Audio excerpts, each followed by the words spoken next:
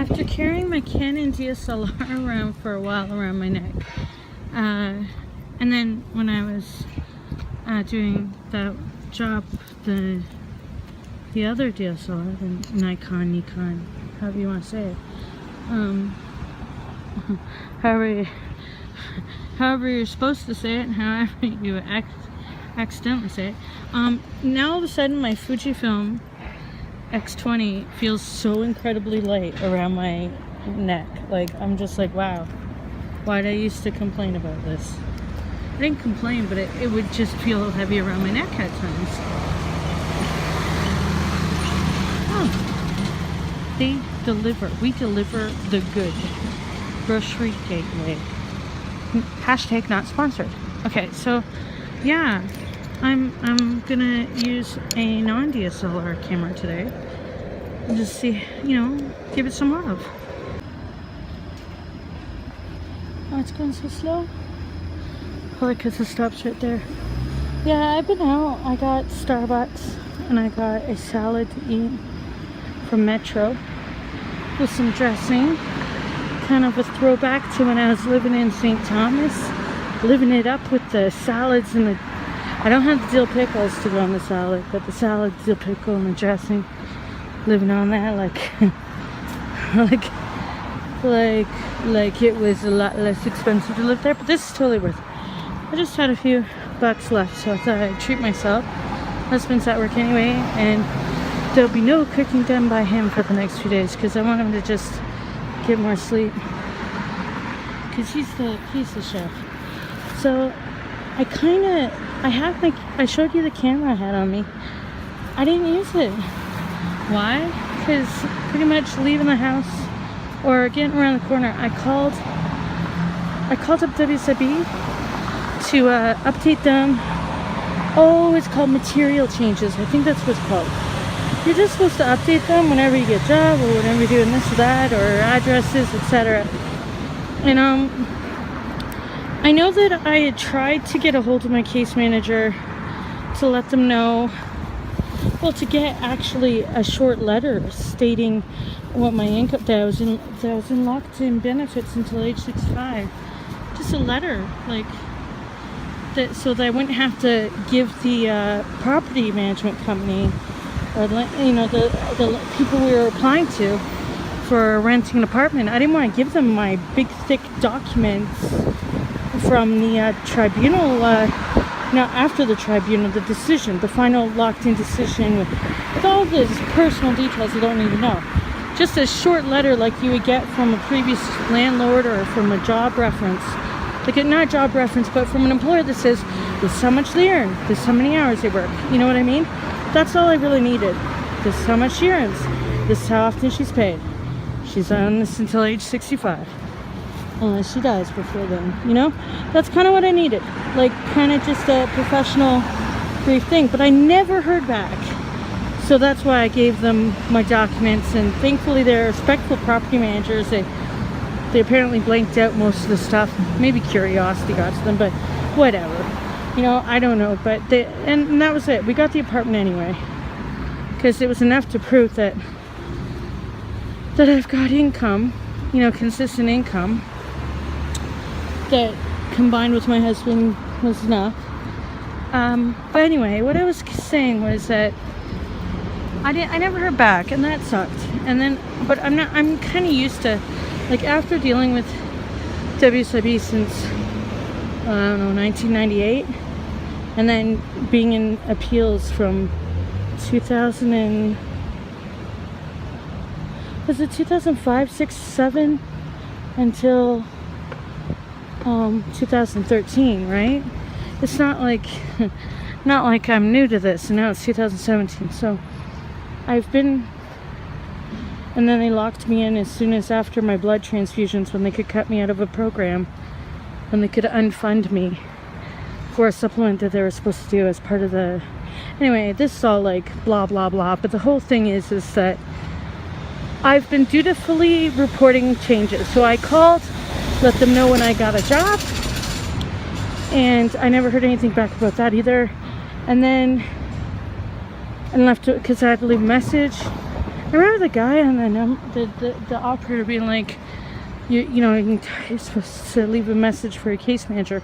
I'm like, I'd rather just leave it with you because I kind of had a feeling about something. And sure enough, so I called today. I called the number of my case manager. It goes to some Cisco messaging thing.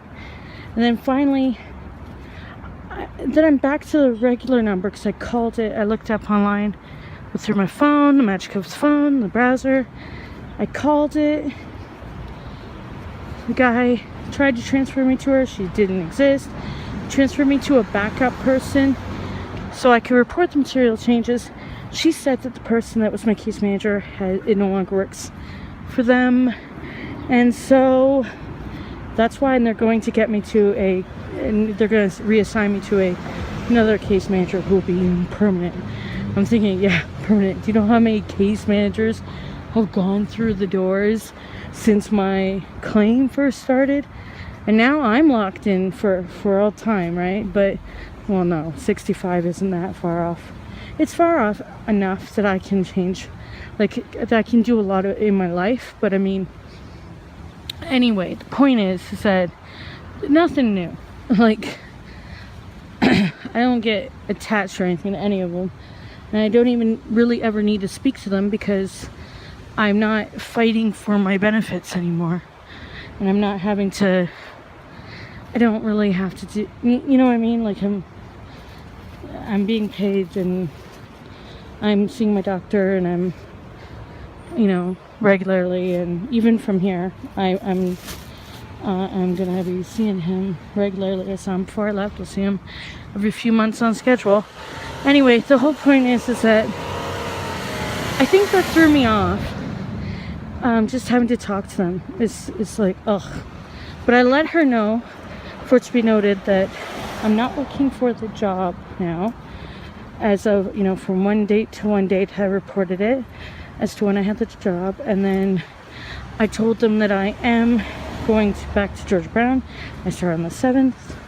And I'm a student. I'm going to be a full-time student there in the transit, the program that I'll be in. She's telling me, she doesn't know my case history or anything, right? And if you pull it up, it'd be too overwhelming. With an original date of 1998. Oh, it was a little wine bottle. Champagne? Something. Anyway, basically, I'm just gonna have I'm not gonna hold my breath to be contacted by whoever gets assigned my case. So there's nothing for them to do except write these things down. But she told me that it's a call back when I'm in school. There's nothing that's gonna change. I've already got my student. I've already been assigned a number. All I gotta do is get my official card at the end of the month. My official student ID card. I've already got a student ID number. But whatever. I'll call when they tell me. And I still don't know if I'll be having a manager by then. It's not exactly I don't know. Anyway, so even if you win your claim and get everything resolved, you're still gonna always deal with some stuff. And if they were originally part of the aggravation, you're gonna continue to kind of have some aggravation with them because case managers come and go, blah blah blah blah, etc., etc. That's why, despite everything since it all began, I am so thankful that somewhere along the line, despite everything, there's a hole. Despite everything, I've just kept living my life somehow. Not always to the best.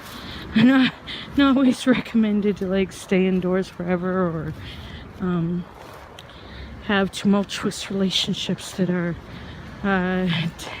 more, that aren't the best or whatever, but I am still living my life and trying and carrying on, and it's getting better as I go on. I think I think that I am doing better overall No, you know, I had a couple rough days. I'm just saying, overall, I think I'm doing amazing. I mean, I'm back in the city I love. I'm not like staying somewhere just so it's easier. Although easy is good. Like, an easy life isn't bad. But if you want to live if you want to live a life that makes you happier, you should try to do that, even with factors that suck. Do I make any sense at all? Like, if you know what you want. Made this rambling video earlier about why I didn't take any pictures with the camera or any Instagram photos while I was out. I went to Starbucks, I got salad and dressing, but I also had to call wsib just to let them know about material change, like Amber needs to Amber needs to learn how to swim. It could be a flippy right now. They're still finishing up the building. And then I just don't want to talk about them. Except for some video. But anyway, I didn't take any pictures. But I've almost my sunglasses. But I was out. I want to go out again, go by the water, but I think I'm going to spend some time with the cat. Enjoy my salad. Hopefully not with the cats bugging me, but the salad. And catch up on some videos and some writing. Writing? I should write. Okay. Well, these pants are falling down, and I can't lift them up because I should have double bagged because the bag fell apart. Well, it looks like somebody's coming up behind me. See you guys. So it's the first day of the CNE, or the X. Hashtag let's go to the X on social media, or hashtag the X. And a woman was just a street over or so from where I live, standing there looking a little lost. She had parked on one of our side roads. Anyway, she was going to go in the wrong direction, but then I was coming this way anyway, so I helped get her here toward the different gate into the scenic ground. So that's my good see that then. As you can see, that's where everybody's going though from here. That's where all these people are going. They're going to the X. I'm going to, surprise, Starbucks. I also need to go to a bank machine because of the vegan food fest tomorrow at Fort York. The only thing about it is that I can understand people's complaints about it having a fee when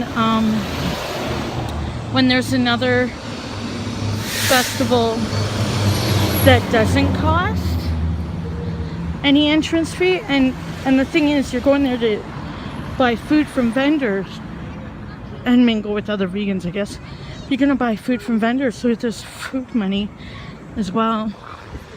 But I want to experience something, and I bought the ticket to go after leaving the job, and I thought, you know, I should do something that Saturday. So tomorrow. But I'm also possibly meeting relatives, so that's kind of neat. Not at the festival, but beforehand. So it'll be a busy day. As for the CNE, like I said in a previous video, I'm not in a rush to go. But if we do go, maybe we'll go in an evening when it's cheaper, or I don't know, we'll see. It's on for a while, so I don't know how I feel. Hashtag see previous videos. No, I'm kidding. It's hot out today. It was raining this morning, and it's humid as heck right now. Oh, look at that pretty blue. That is a pretty car. Well, not the actual car, but the color of it. I like the color. Okay, bye. In case you're curious, it does not look nice, actually. So, we don't have a balcony yet because we're not done. But look at that. You can see the lights in the sky. That's because the CNE is on. And it's right there. It's right there. So the Dufferin gate is lit up. I think you can see that. And then you see like a Ferris wheel just going in circles, like a color rainbow. That's like the kids area, I'm not sure. And then like all up in there and all back to like where I was videoing before will be CNE grounds. So it's kind of a big deal. It's the beginning of September. So this is going to be going on. It's kind of pretty, eh? Very pretty.